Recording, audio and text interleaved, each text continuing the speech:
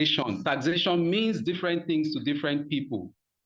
To the government who needs the revenue in order to carry out several aspects to run the government, to engage the citizenry, government who needs resources and revenue to run the country, to provide energy, to provide housing, to provide education.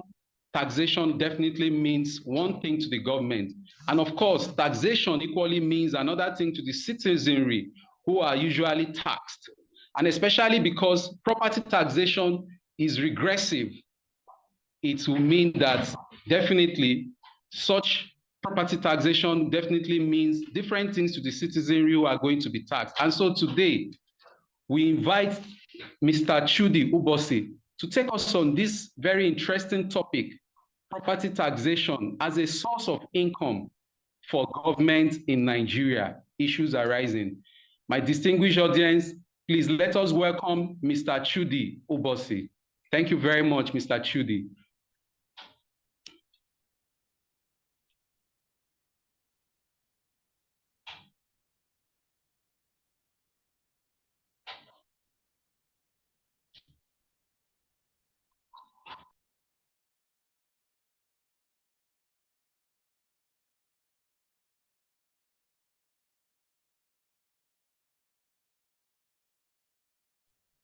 Welcome to our webinar.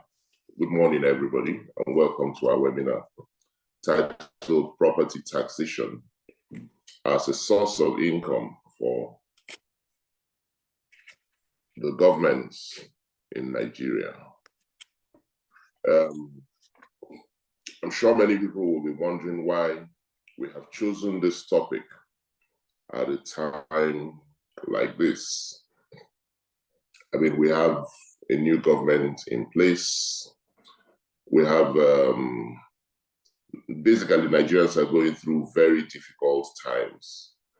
And I'm sure many people will be wondering, are we advocating that a lot more taxes be added onto the burden that Nigerians are already bearing? We have increased fuel prices.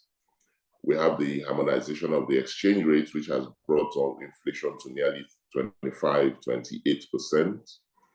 And then we have a lot of other issues that are making things very difficult. But that's not our point.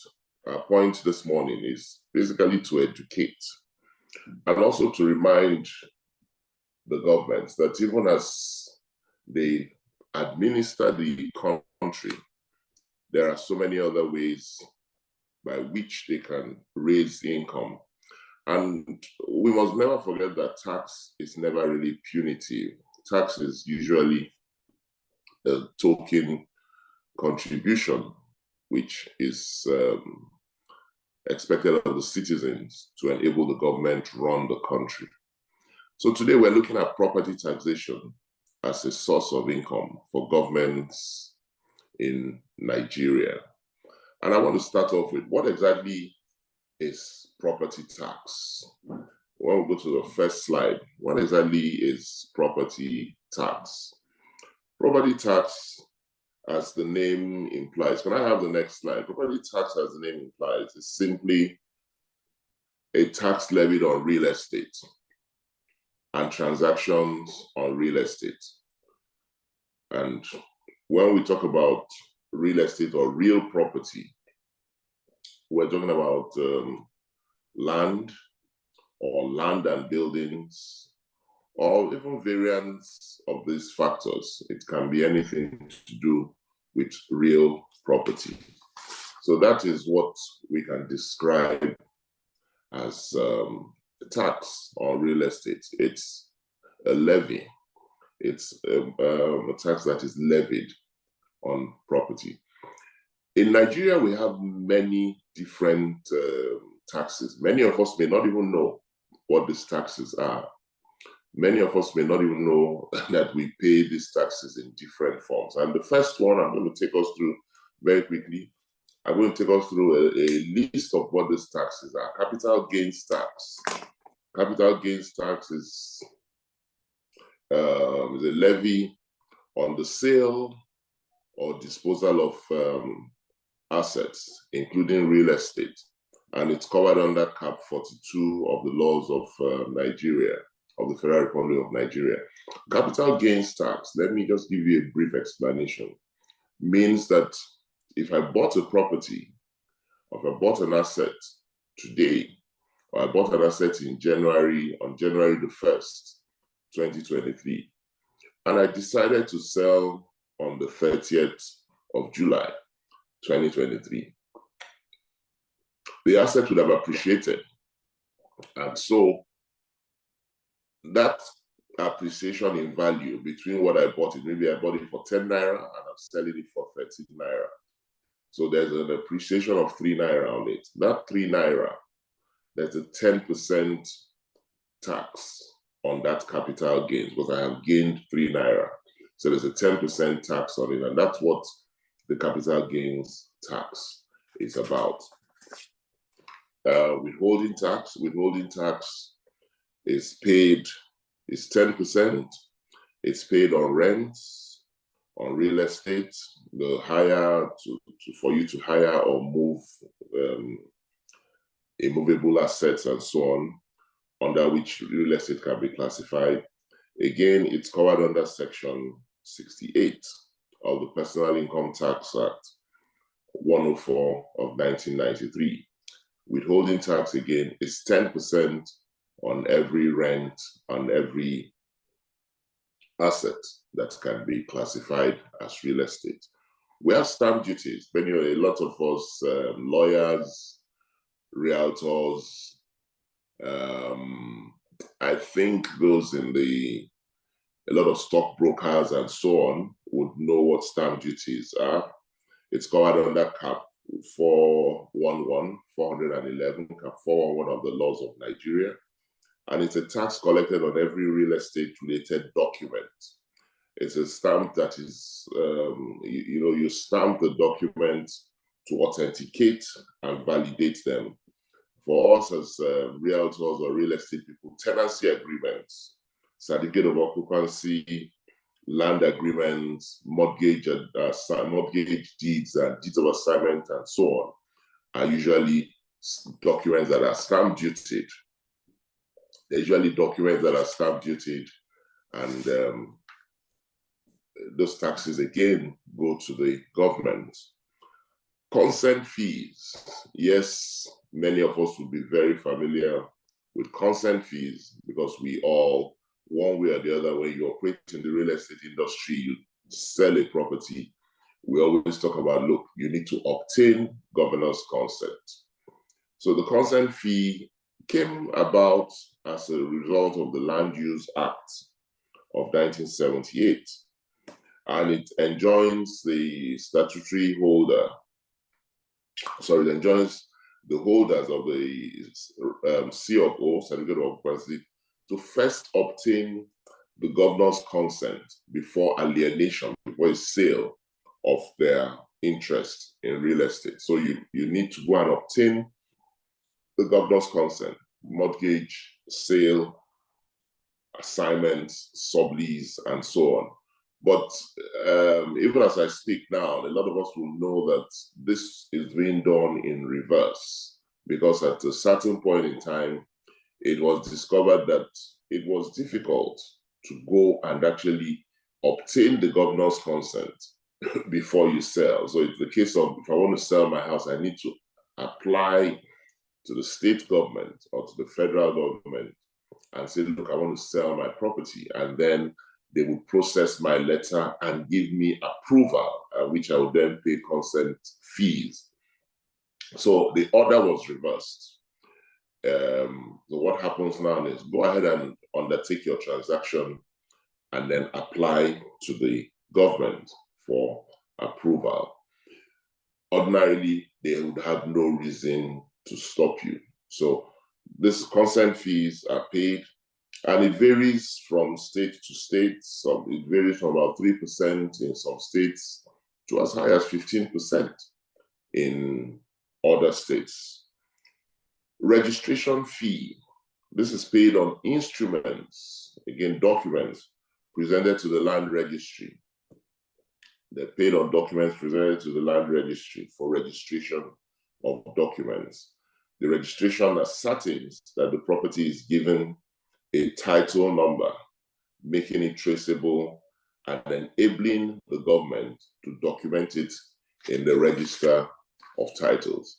You know, when we talk about registration of documents, when you go and when you want to buy a property, especially when the property has a registered title, at the back of that document, you will see a number that this title is registered as number 10 in volume 10 in page, sorry, as number 10 on page 10 in volume 210 of the land registry in Alausa, Ikeja, or of the land registry at Abeokuta, or whatever state where that transaction is going on. That registration number, before you obtain it, you will need to pay a registration tax. Development levies, development charges, payable, these are payable on allocation. Development fees are paid for provision of infrastructure and so on. In these days, if you're given a fresh allocation, many times, if you look at your letter, I don't know how many of us have bothered to read the contents of an allocation letter from one of the state governments. In one of those lines, you would see where they would write development fees, development levies, or development charges. Those charges, those levies are a form of tax, which the government uses to provide infrastructure in that new layout where you have just been given allocation. So it's a form of tax. The one that many of us are very familiar with is the land use tax. In Lagos State, it's called land use charge.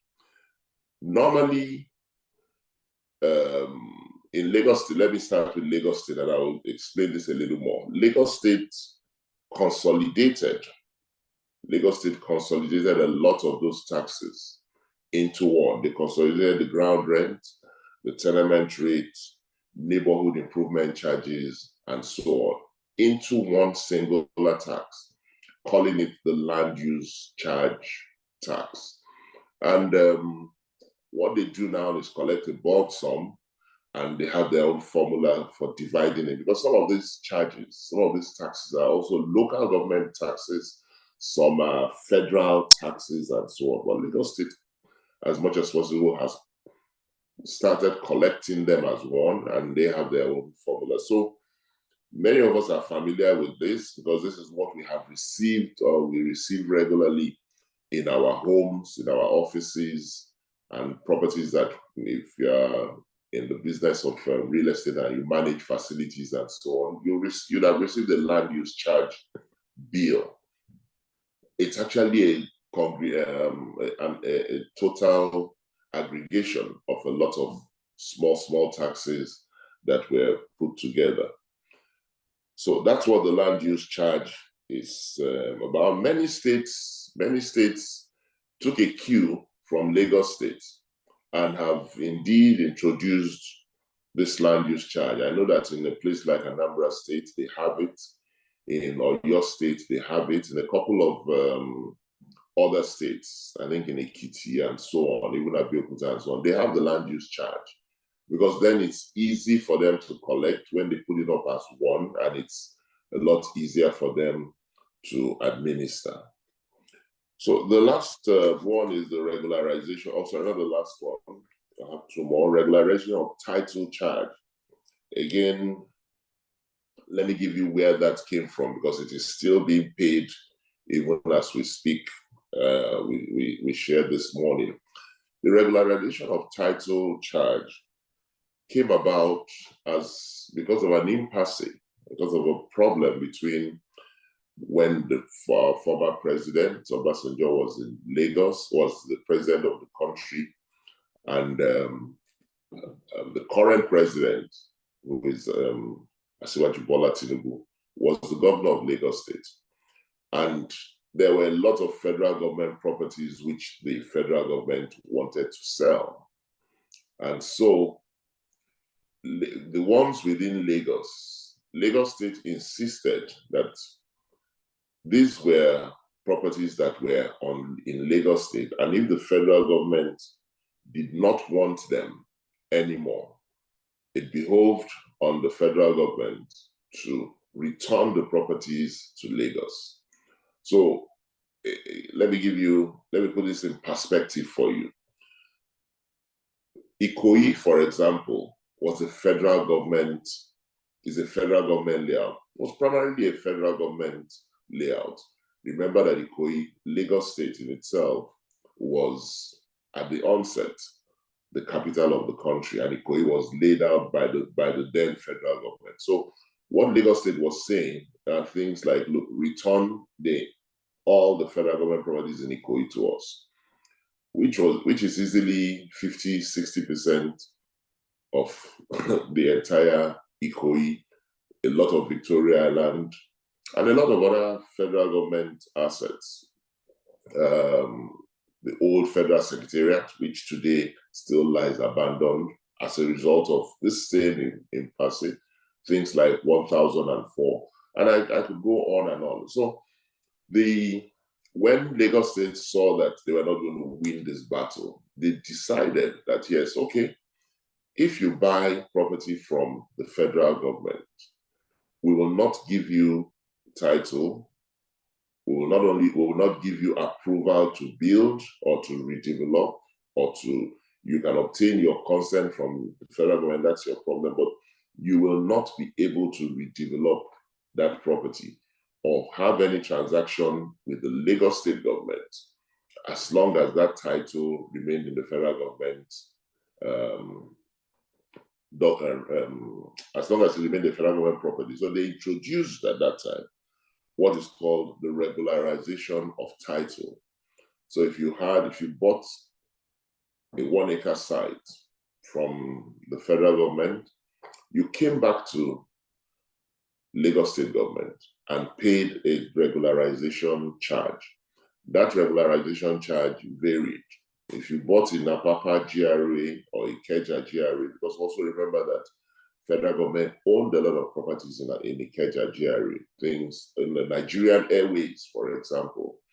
If you look at the history of Ikeja GRA, Nigeria Airways owned at that time primarily 40-50% of the then GRA, because it was built to take care of the West African Airlines, which eventually metamorphosed into Nigeria Airways. There's a lot of history to this thing. But at the end of the day, you now, to be able to transact on these properties which you have bought off the federal government, you must pay a regularization of title charge to Lagos State. That amount of money varies. In Ikoyi and so on, is about 20,000 per square meter. So if you have a 1,000 square meter site, you'd pay about 20 million. I think in places like Banana Island is about 25,000 per square meter. It varies. Goes down to as low as 5,000 in places like Yaba. You'll be amazed at how much the federal government has properties all over Lagos, and not just Lagos, all over the country. But Lagos State in particular were the ones who introduced this regularization of title charge.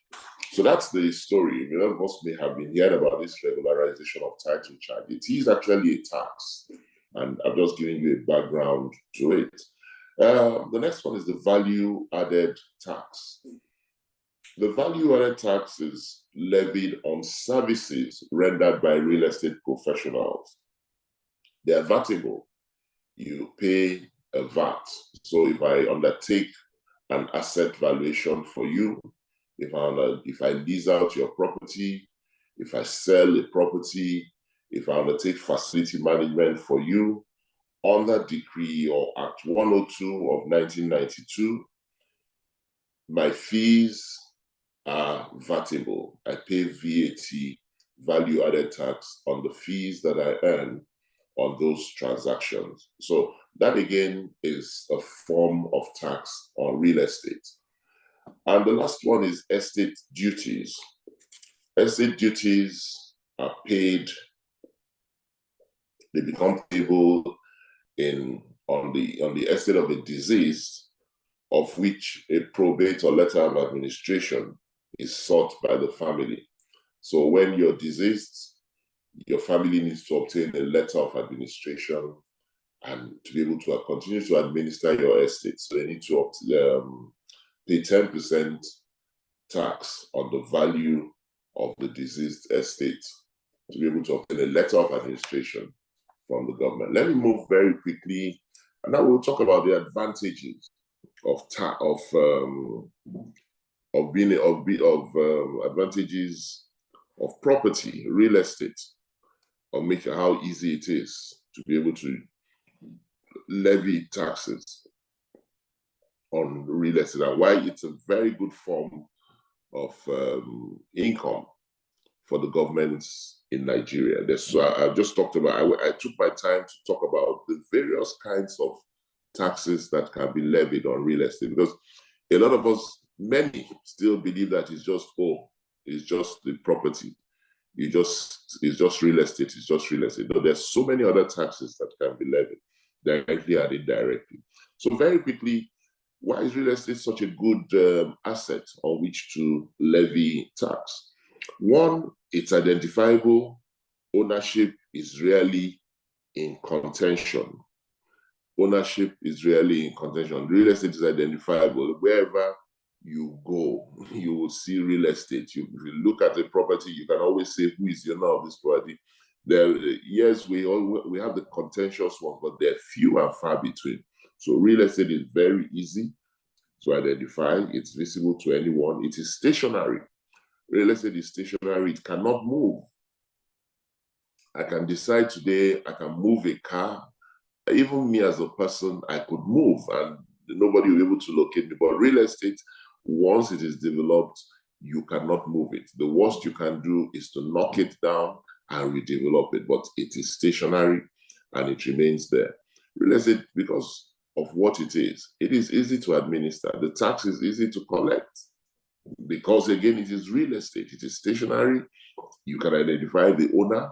You can identify tenants. You can identify everybody who is connected to that property. It's easy to calculate a tax on real estate. If it is the rent, there are lease agreements that will evidence the transaction that has taken place between landlord and tenant.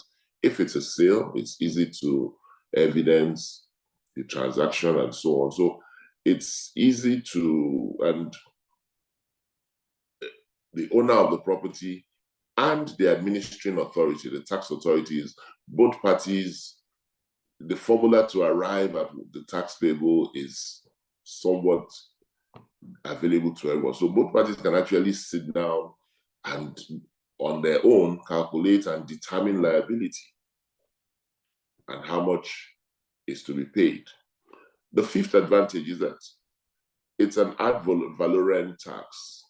The value, the higher you pay, or the higher the value of the property, the higher the tax. The higher the value of the property, the higher the tax.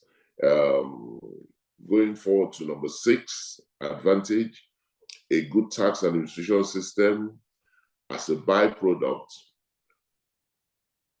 will give a census of total properties.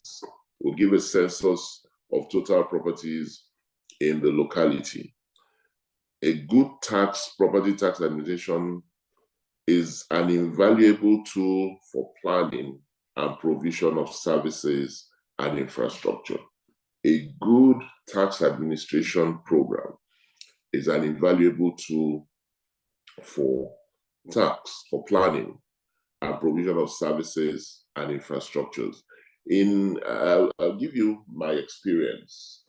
I found out years ago that in many of the North American cities and counties and whatever they call it, neighborhoods, you find out that those who pay the highest taxes actually have the best services and infrastructure, because a lot of the real estate taxes that often are pushed back into those same localities. So it's actually a good way for planning, and it makes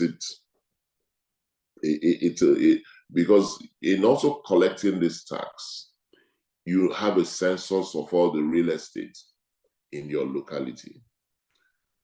The seventh advantage is that a good tax regime will encourage property owners to regularize their title. Let me explain that. You cannot benefit, for example, yes, you have your property in a locality, and if you may not have registered title to it, it will get to a point in time where the provision of services, they're going to be provision of infrastructure and so on, where it will be necessary for you to show certain documentation evidencing your ownership of the property. So at some point in time, many landowners, many property owners will have to go back to the government to regularize their title, to be able to benefit from a lot of the good things that are coming out of the tax and the property tax that they are paying. The last advantage which I'm talking about here is that tax administration can be used to control land use patterns. Tax administration can be used to control land use patterns. So if we decide that we want to make a certain area industrial, we can put in place a tax regime that will encourage people to do only a certain kind of development in that neighborhood. If we decide that a certain neighborhood wants only nothing less than 10-story buildings there, the property tax can be used to ensure that people build according to the building plan. Okay, so I want to take us through the challenges of the Nigerian property taxation in Nigeria. And that's why I would have said the disadvantages and so on, but because we're looking at property taxation as an income, as a source of income for governments in Nigeria, I have couched this thing, I've called it the Nigerian experience, or the Nigeria experience. The first thing that you'll find out, or many of us know, is that virtually every state, or very few, okay, let me put it this way, virtually every state goes to the federal government, cup in hand or cap in hand every month to get money from the FAC federal allocation account, the consolidated account. Every state goes every month. They got all the money from the oil industry, from the oil exports and so on. We all go to Abuja at the end of every month to cap in hand to get their own allocation. So it is actually a very easy source of money. It has become easy money from the federal government, and this has discouraged the development of this major revenue base of property and property tax. It has made it very, very, very unattractive. The easy money that is obtained from the federal government has made it very unattractive for the state governments, even the federal government, to develop real estate, property tax, as a revenue base.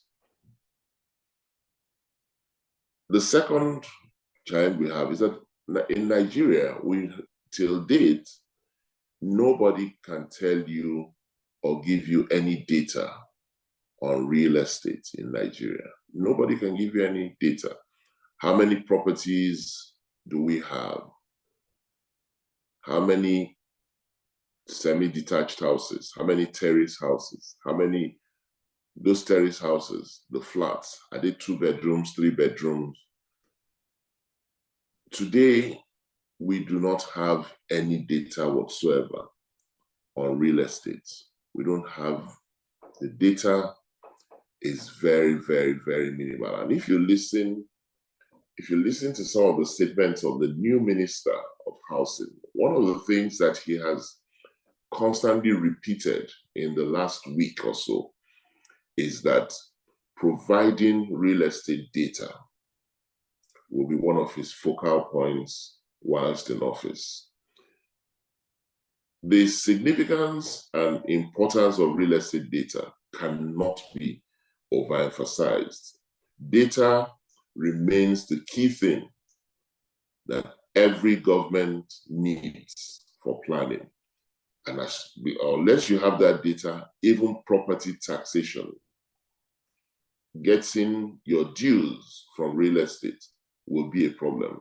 Getting your dues from real estate transactions will continue to remain a challenge.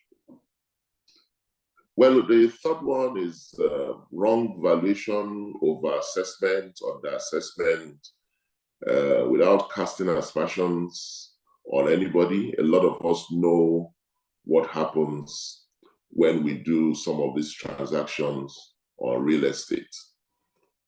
When you deal with some of the public officials, they don't know, many of them don't even understand how to do the valuations.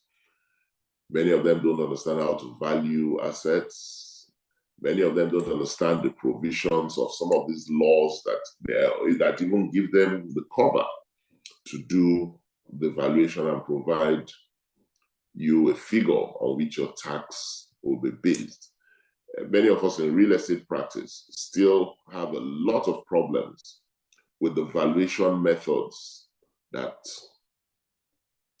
the state governments and the federal governments use to assess real estate values on which the taxes are eventually based. So many times, many times, they come up with what you would ordinarily just term overvaluation. And the process of getting that valuation figure adjusted, amended, or corrected is so laborious that many times people actually abandon the process and say, well, okay, let's leave it. When you people are ready, you'll come back to me. Or they end up resorting to other unusual measures to solve those problems. But the assessment of real estate, assessment of a lot of the estate duties, assessment of land use charge, capital gains tax, and so on, a lot of it, the problems and the challenges that are focused on those things arise primarily because of undervaluation and or overvaluation. The problem of poor publicity, number 4, please go back, take the slide back. The problem of poor publicity remains a major issue in the Nigerian property taxation space.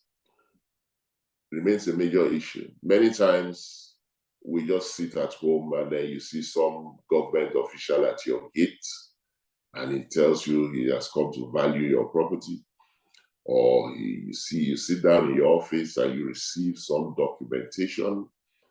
The publicity is just not enough. And many in our company, we believe that 70% of the problems that are that go with property taxation and the unwillingness of people to pay is actually a function of poor publicity. If the government spent a lot more time on educating the masses and helping them understand what property taxation is about and the various taxes that they're liable for, a lot of the challenges, a lot of the resistance to this taxation would be put aside. So the government needs to do a lot more when it comes to publicity and property taxation. It's our belief that the new man, Mr. Taiwo Edele, who has been now put in charge of tax and changing a lot of tax policies, will spend a little more time in this area of publicity. It's not really that Nigerians don't want to pay tax. There has to be adequate publicity. And in ensuring that that adequate publicity is there, they have to actually spread the tax net much, much, much wider.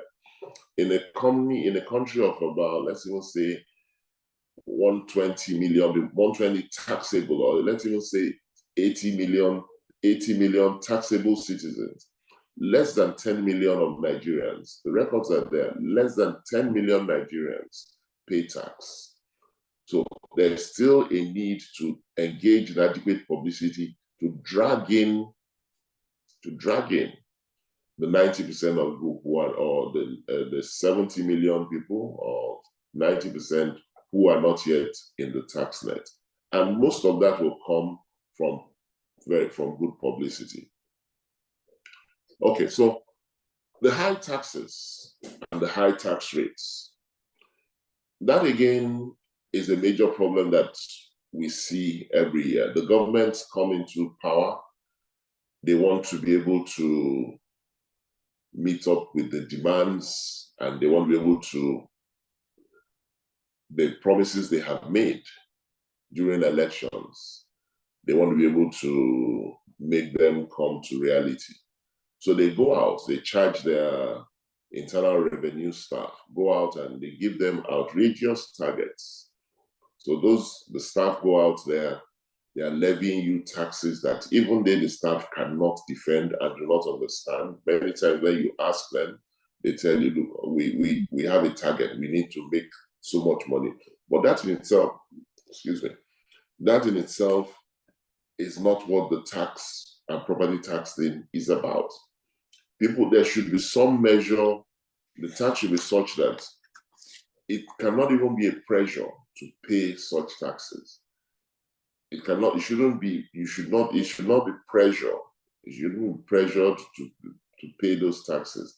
It should be such that people can accommodate them. And that's why in a few minutes ago I said there's a need to increase the tax net and bring in a lot more people into the tax net. And then when you have this pressure, you have this, you need to raise so much money, you need to generate so much money, and you levy people with such high taxes that even you as the government cannot justify. The result is that people don't pay. The result is that you don't collect as much as you want to, and you are not even laying the grounds for future payments. It's more of a short outburst. You will go out there and collect as much as you can. You have a 4-year tenure, so you quickly collect as much as you can to be able to engage in your programs. But the tax situation should be such that the government should be able to look 5-10 years down the road. The government should be able to look 5-10 years down the road and make this tax payable in such a way that even 5 years from now, I have an idea of how much tax I'm going to be liable for in my various real estate and in the various real estate transactions. It said that in the sixth challenge that we have, it said that property taxes encourage an increase in property value. Again, in Nigeria, many times the tax is levied on the tenant, or sometimes, as the Lagos State Land Use Charge Law says, it's levied on the occupier. And maybe sometimes if the owner is there, it's levied on the owner. But what then happens is that, yes, indeed, sometimes these taxes also add to increasing rents and so on, because the owners and the landlords pass the taxes to the end users, which is their tenants or or whoever is occupying the property. So they directly or indirectly end up paying the tax. Tax becomes also a disincentive to property development. If in many states now, before you get your planning approval, in Lagos State, for example, I keep referring to Lagos State because that's where we operate. In Lagos State, for example, before you get your property approvals for real estate development, you will be amazed at how much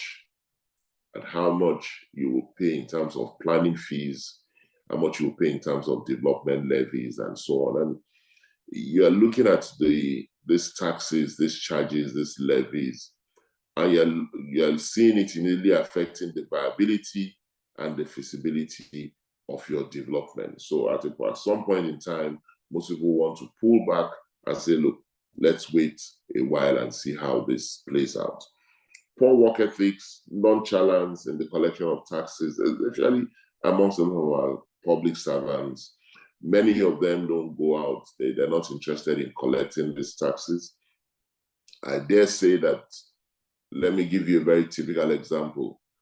For those who still live, where can I use? For those who live in some of the federal government properties till date, where Lagos State does not even many times charge land use charge, especially outside Lagos.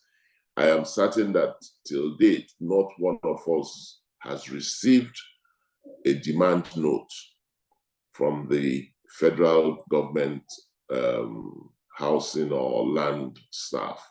But every one of those properties is actually liable to a ground rent. But those things are never collected. The moment you collect your CFO, it's like you're forgotten.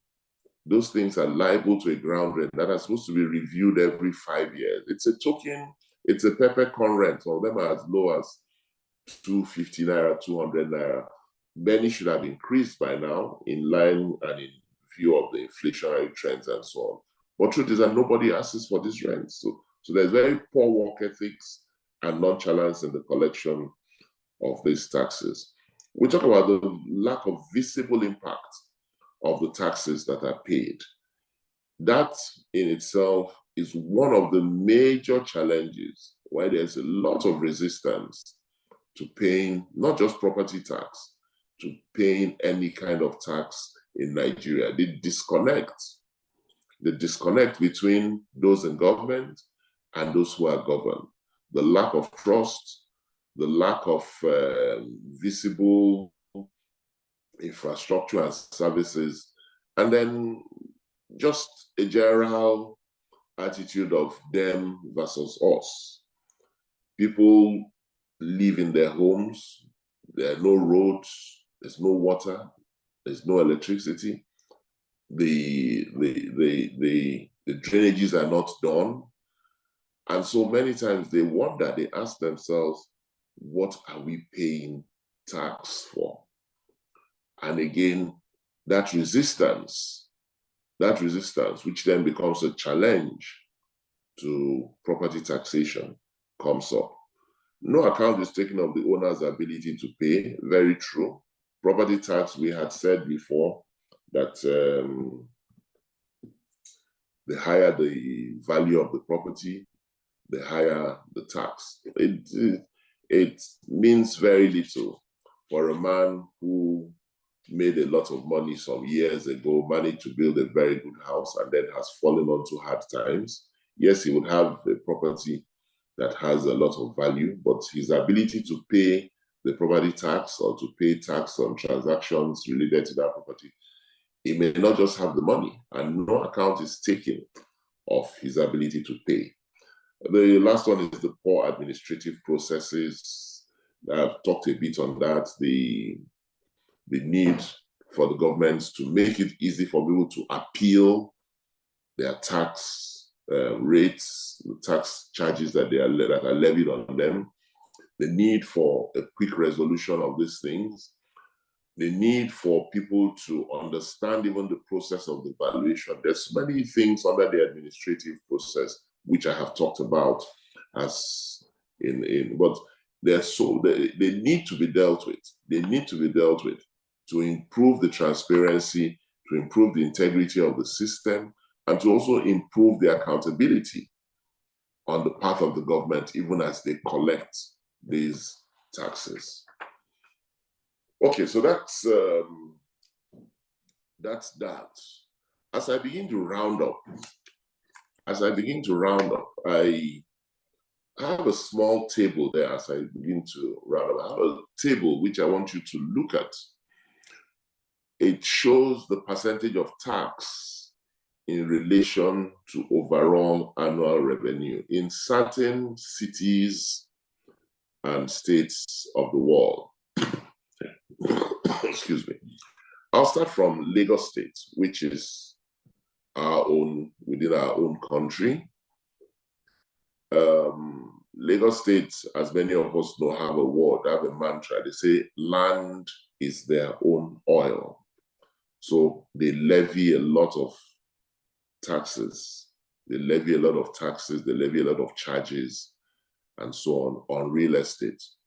The data that is available to me indicates that in Lagos State, on an annual basis, they make between 25 and 30% of their annual revenue from real estate.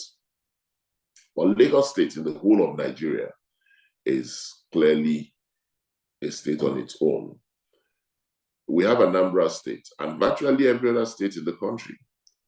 Anambra State, because I've been involved with the Anambra State when I at some point in time we're involved in it and so on. So I have the data.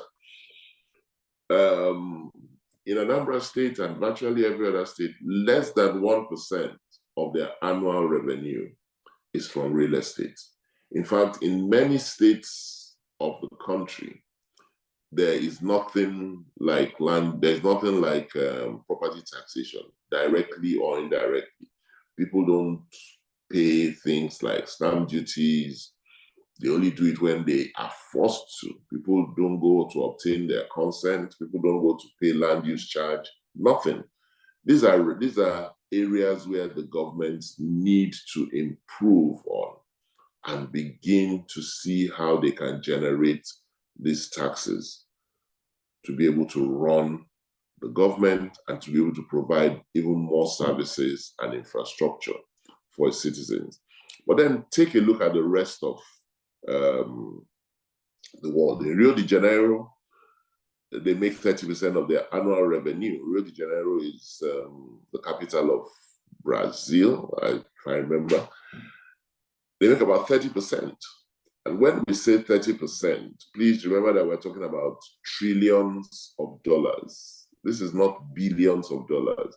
They make about 30% of their annual revenue in trillions. Their annual revenue is based in trillions of dollars. 30% of that comes from real estate. In Toronto, Canada, 30% of the city, its annual revenue comes from real estate. It's about 1.2 trillion every year. In Georgia, Atlanta, we wrote Georgia, but it's Georgia, Atlanta, they make 33% every year from property tax. In Vancouver, Canada, it's about 30%. In Johannesburg, which is also part of, in South Africa, it's about 22%. It's about 22% of their annual revenue that comes from real estate. So we can begin to see how real estate provides major taxes, major income for the development of the cities. We see how it is, and we can also understand why it is that these cities develop so much. They're far, far, far ahead of the average Nigerian state or the average Nigerian city, because they have developed their real estate and collection of real estate taxes to a point where it is so efficient and they are making so much money. So as I begin to conclude, I'm looking, a lot of us have been witnesses to the fluctuation of oil prices Oil, I don't know, I think it's down to about $80, $90 a barrel. But that is not even the problem. The problem is that in our own dear country, militancy and the breaking of the pipelines and channeling illegal tapping and pipes and so on have reduced our oil production to figures sometimes as low as 400,000 barrels a day, which ordinarily should be, I think our OPEC allocation is about 2 million barrels a day. If any of us was reading the news 2-3 days ago, somebody gave a figure. He said, every day Nigeria still loses 400,000 barrels a day to oil theft. Now, when we talk about this barrel, please remember that this barrel is not a jerry can where you take 50 liters. A barrel of oil is 158 liters. Every barrel of oil is 158 liters. So when we say that we lose 400,000 barrels of oil a day, you can multiply it by 158 liters. You will then understand how many liters of oil we lose daily, and then multiply it by $80, $90 a barrel. So all these have resulted in less money. The country is making less money, and because the country is making less money, we have borrowed. And again, if you have been in the news, you would hear the president saying that we're using 90% of our income to service debts. It means that there's less money to the federal government, there's less money to the state government. When you have that, we have a situation where many states are unable to meet their obligations in terms of recurrent and capital expenditure. There's still, can we go to the next slide, please? There's still so much to be done. There's still so much to be done. But the key thing is that few states, very few states, appreciate the gold mine on which they sit. They sit on a gold mine of real estate and real estate taxation. But very few states appreciate it. And until they begin to tap into it and begin to encourage property taxation by way of publicity, by way of making it easy, by way of proper administration, they will continue to sit on a gold mine and continue to look towards Abuja in the hope that Abuja, at the end of every month, will send them allocation. The states need to begin to look at how they can generate money through property taxation. They have to start. They have to start. Again, I say it, they have to start. One more time, I say, I hope that the new man at the helm of affairs, Mr. Taiwo Dele, will make property taxation one of his key areas, both at the federal and at the state level, by encouraging them, by encouraging the states to seriously look at property taxation. And in making sure that it's a success, a lot depends on implementation and administration. A lot depends on professionals. The public sector is too small. They don't have enough staff to be able to administer and get this property taxation thing to work. They need to look out and outsource a lot of things to professionals. Things like property enumeration, things like valuation, things like even calculating the property taxes and rates and so on that should be paid. Things that include the value-added tax, estate duties, all the various taxes that we spoke about earlier. The public sector in many of the states cannot handle. They don't have enough staff because the work is enormous. They truly are sitting on a gold mine, but unless they take that step and move forward. And then, of course, there has to be the aggressive public awareness campaigns. to make it easy for the public to understand what is going on and why they should buy into paying some of these taxes when the time comes. Government on its part must also show a lot of transparency and accountability. And as we talked earlier on, people want to see the result of the taxes that they have paid. They want to see the impact. I don't want to get home at night and I need to drive through a crater to be able to get into my house. I don't want to be sleeping at night and I'm waking up by armed robbers and so on. The provision of things like security is a function of the fact that the government has enough money to provide this thing. They're all tied in together. The infrastructure, security, services, and so on. The government needs to have money to do these things. So as I conclude, it is pertinent to point out in terms of property taxation that the government at various levels have not taken it as seriously as they should. The table that I referred to earlier on, which showed taxes coming from various cities, various states around the world, showed property taxes as a percentage of overall revenue compared to states in Nigeria speaks volumes. And each time when you look at that table, remember that those percentages, none of them is less than $1 trillion. When you put at 30%, you're looking at $1 trillion and over. Some of those states and cities make overall taxes in terms of 5 trillion a year. So you're looking at 30% of 5 trillion, about 1.5 trillion. So a lot of work still needs to be done in this regard. Property taxation remains a revenue head that is sorely undertapped. And as I started, I will close and say that it's not as if what we are saying is that the government should begin to, we're not advocating, we're not saying add more to the load that many Nigerians are carrying.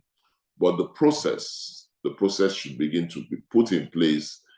It should be introduced and gradually it should be set in, because it is a head that will enable the government, even at this time when they are not, when funding and income at various levels is so low.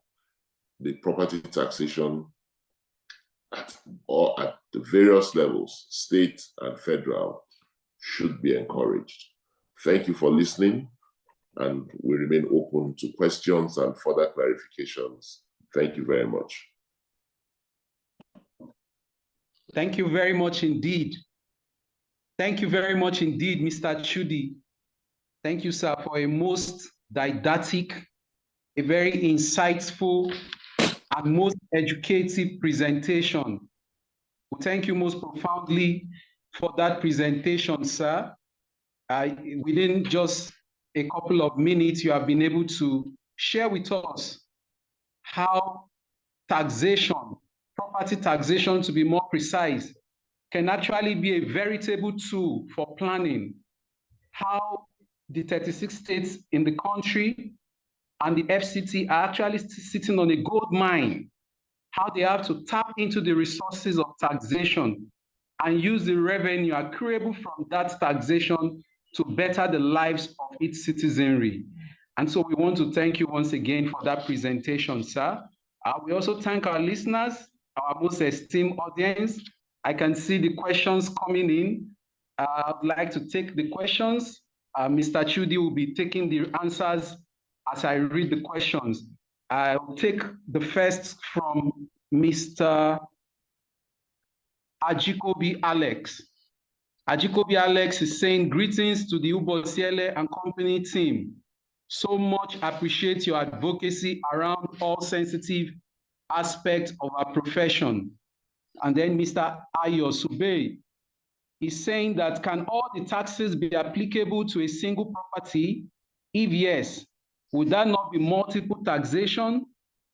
And what are the positive effects of these taxes to the property owner? Here we take the answers to Mr. Ayo Subey's question. And then I'm going to read out the next question. Mr. Chudi, please.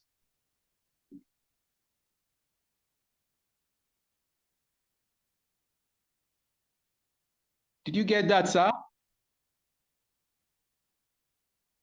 Okay, I did. Can you hear me? Yes, very audibly, sir.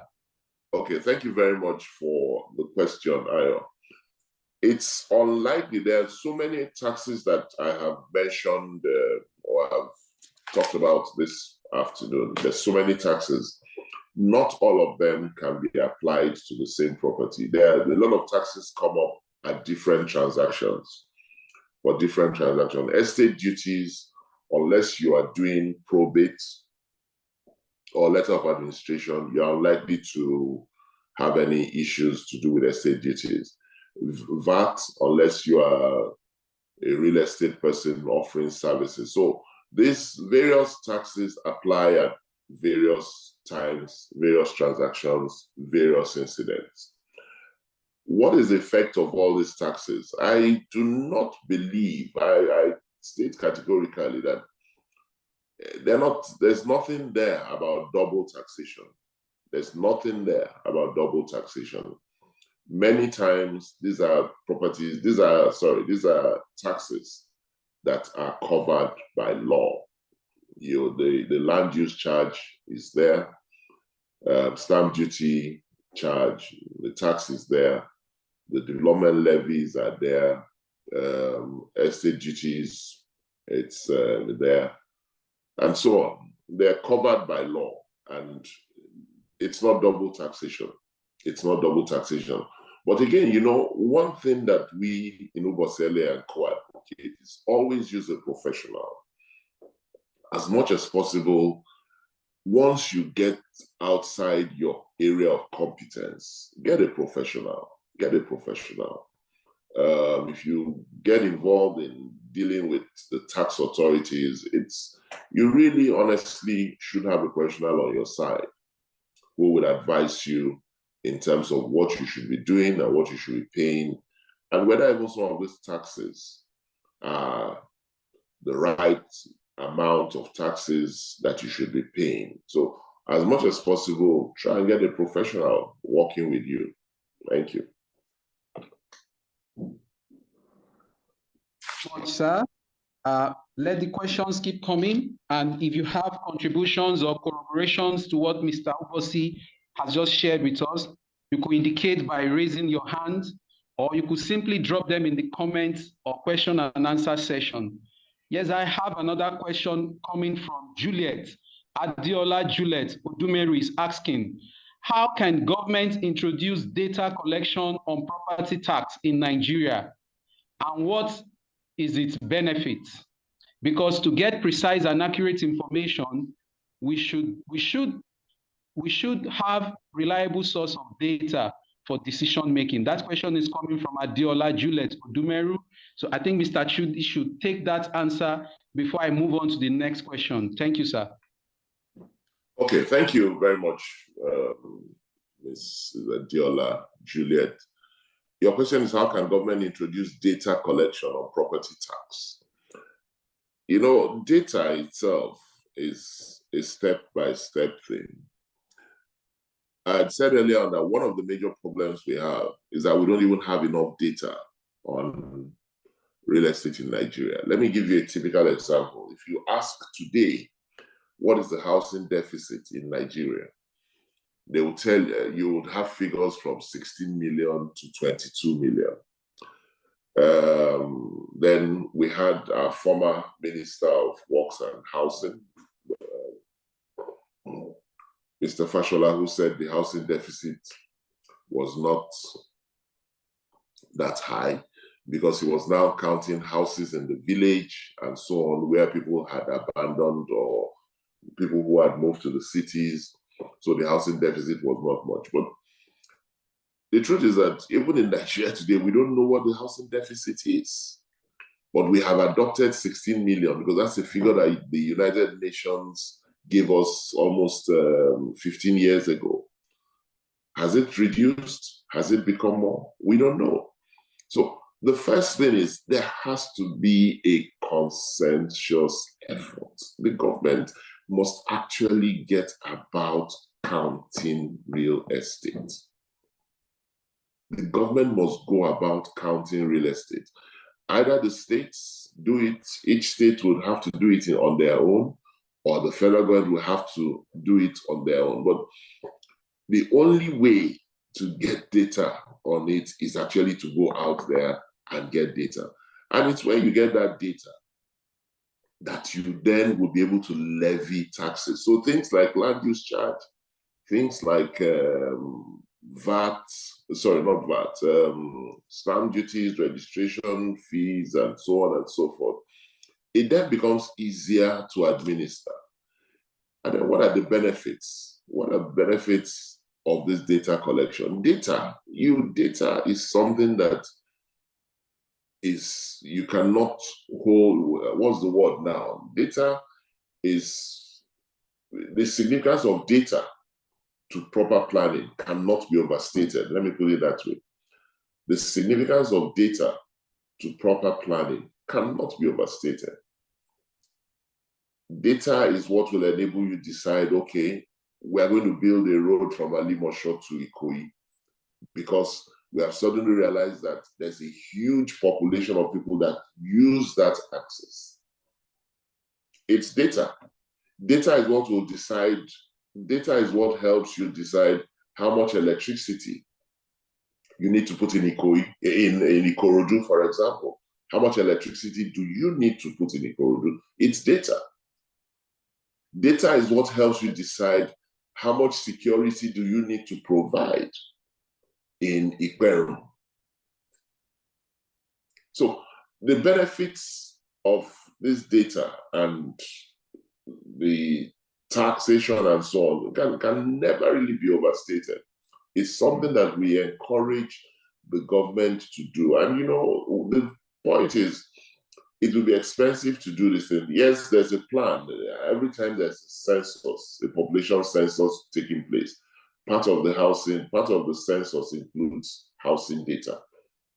At the end of the day, the figures they produce are never really satisfactory because invariably at the end of it all, for this thing to really work, we need not just the population data, we need to be able to project how many people are going to be needing houses next year, how many people are going to be living, how many people will get old enough to move out of home. When they move out of home, are they moving into 1-bedroom and 2-bedroom flats? Are they moving into 3-bedroom flats?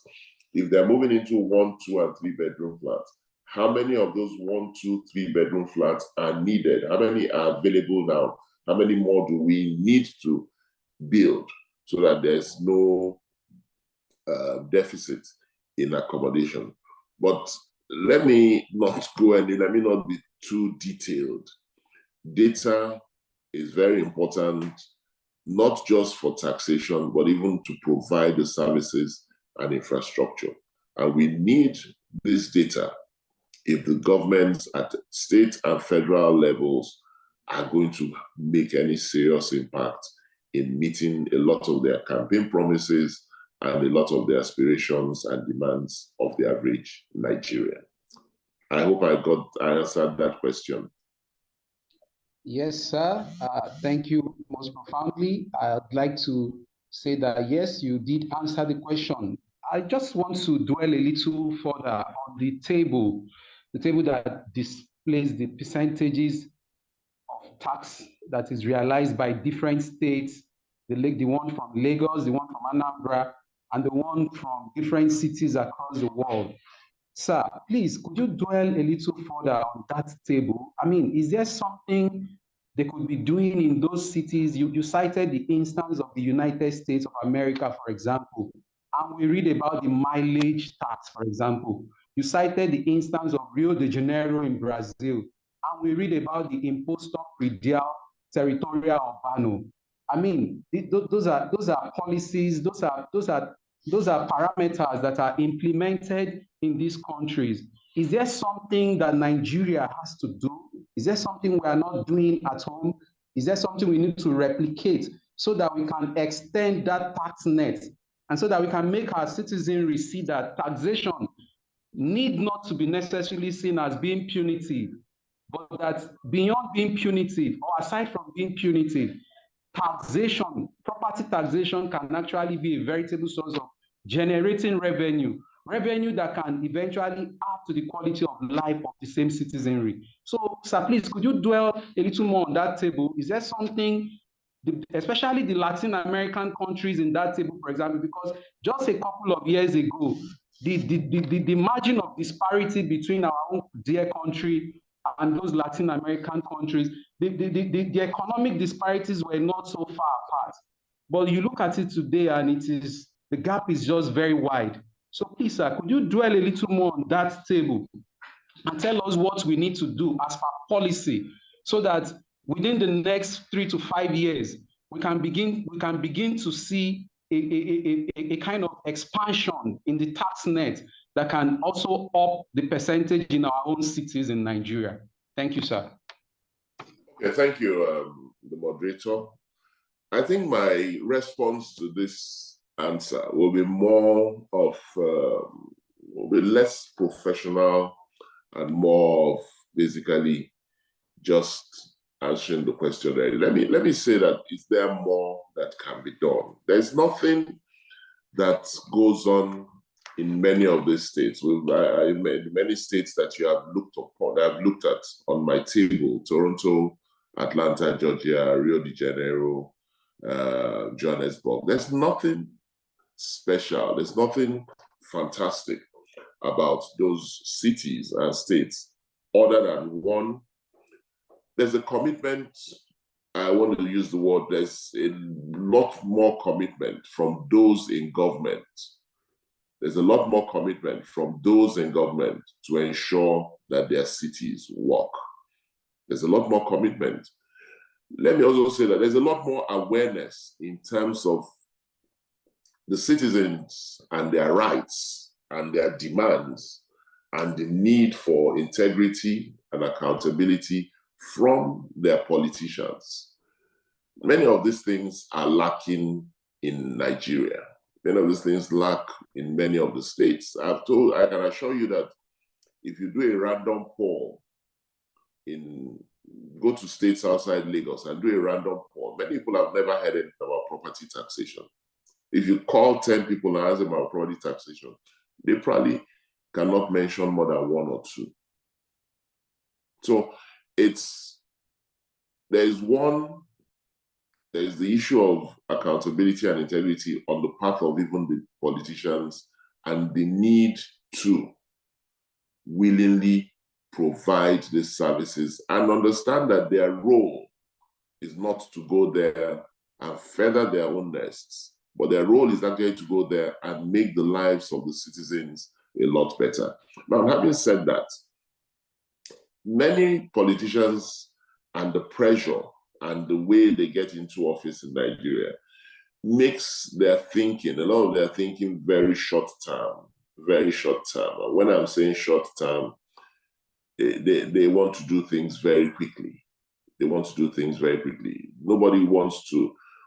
Countries, cities, towns grow because people have long-term plans. A successful property taxation administration is not going to become a success in 1 year or 2 years. If we look at, you mentioned all these cities, Rio de Janeiro and so on. If you look at those cities, these property tax administrations that they're currently running have probably been running for 30, 40 years. They have grown over the years. And I assure you that when they introduced and began to collect these taxes, they didn't have figures this high. They probably were also at 2%, 3%, but over the years, they have grown.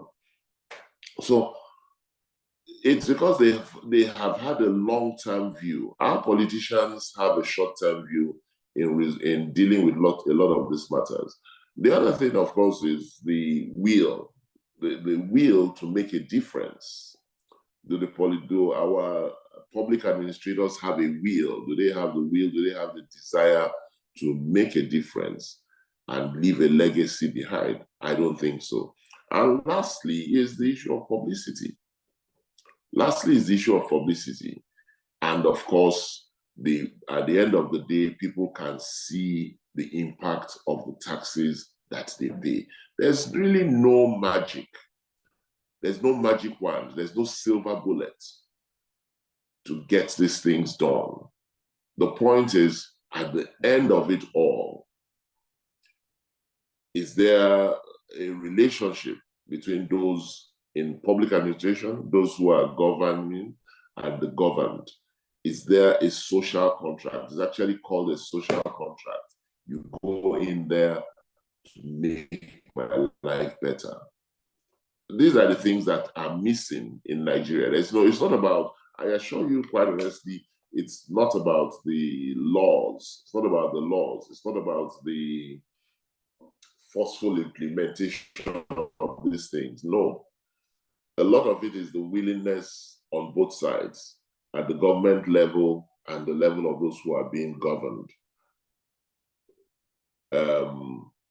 What's the social contract? Thank you. I hope I've answered. Thank you very much, sir. For time constraints, we will not be taking all the questions. More questions and more corroborations are coming, but we will not be able to take all. We have a question from Olivia. Olivia is asking, what are the rates for property taxes in different classes of assets in Lagos? Mr. Eric is asking, where are the real estate companies? Where do they buy the land? And when they resell, do they have to pay the tax to government in most cases? And when they do you request or add to the sale in order to generate tax from the sale or purpose of remittance? I believe that some of these questions are going to be answered later by Mr. Chudi. I want to thank all our audience. I want to thank you all for your attention. Due to time constraints, we may not be able to take all the answers, but we assure you that we are going to forward all the slides to your emails, and we are going to continue to engage. Once more, we want to thank you, Mr. Chudi. Thank you for a most didactic presentation. Thank you for your time today. We also want to thank all our audience. We thank you for your attention. We thank you for your questions. We thank you for your collaborations. We thank you for your contributions. And we hope that in the months ahead, there'll be time for us to dig deeper into this topic and unravel the mysteries behind what to make our profession indeed a good one and a profitable one to the country and to ourselves and to our nation at large. Once more, Mr. Chudi, I want to thank you very much. Thank you for the presentation today. Thank you very much, the audience. And yeah, I wish you all a productive and a great day. Thank you. Let me just add something. There are a couple of questions. I promised to. I see questions from Chibuzo.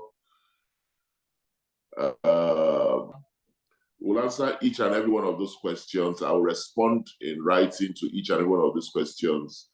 I see Mr. Hakim Oguniro, who has made a contribution. Thank you very much. We'll answer all those questions, and you'll please get the answers and responses to each and every one of these questions that you have asked. Thank you very much for tuning in. Thank you very much, Mr. Chudi. Thank you very much, our esteemed and distinguished audience. We wish you all a very great and productive remainder of the day. Thank you very much indeed. In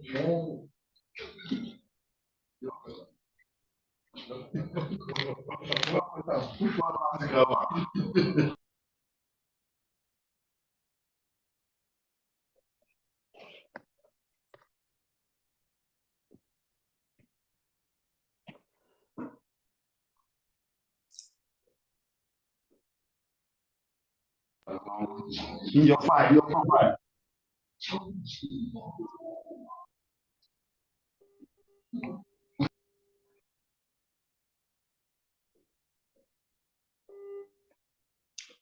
Angela.